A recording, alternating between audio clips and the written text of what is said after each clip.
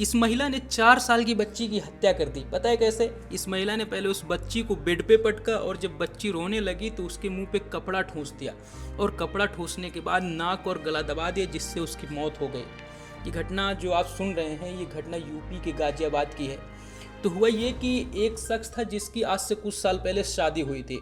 शादी होने के बाद उन दोनों के 2 बच्चे होते हैं, लेकिन आजकल जैसे होता है घरेलू कलेश बढ़ जाते हैं, तो घरेलू कलेश बढ़ने के बाद पत्नी बीच में छोड़कर चली जाती है। लेकिन जो 2 बच्चे थे, उन बच्चों को अपने ससुराल में ही छोड़ देती है, अपने पति के पास। तो आज से 2 साल पहले जो उसका पति था, उसने दूसरी शादी कर ली। उसने इसलिए शादी की कि बच्चे को पालने के लिए कोई हो जाएगा। लेकिन जब शादी हुई और दूसरी पत्नी आई तो उसने बोला कि मुझसे बच्चे नहीं संभलेंगे, मैं दूसरों के बच्चों को नहीं संभालूंगी। और इस दौरान उस जो दूसरी पत्नी थी उससे भी एक बच्चा हो गया।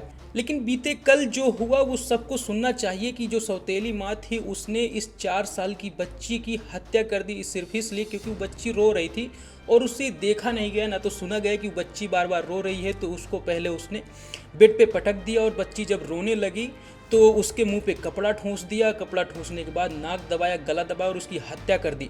और जब पुलिस में बात गई तो पुलिस वालों से उसने कहा कि बच्ची बेड से गिर गई थी, जिसके बाद उसकी मौत हो गई। लेकिन पोस्टमार्टम रिपोर्ट जब आई तो पता चला कि उसकी गले दबाने और नाक दबाने से हत्या हुई है। तो सोचिए कि एक सौतेली माँ ने उस बच्ची के रोने की वजह से इतना परेशान हो गई कि उस बच्ची की हत्या कर दी। बाकी इस घटना के बारे में आप क्या सोचते हैं, कमेंट बॉक्स में ज़रूर बताइएगा।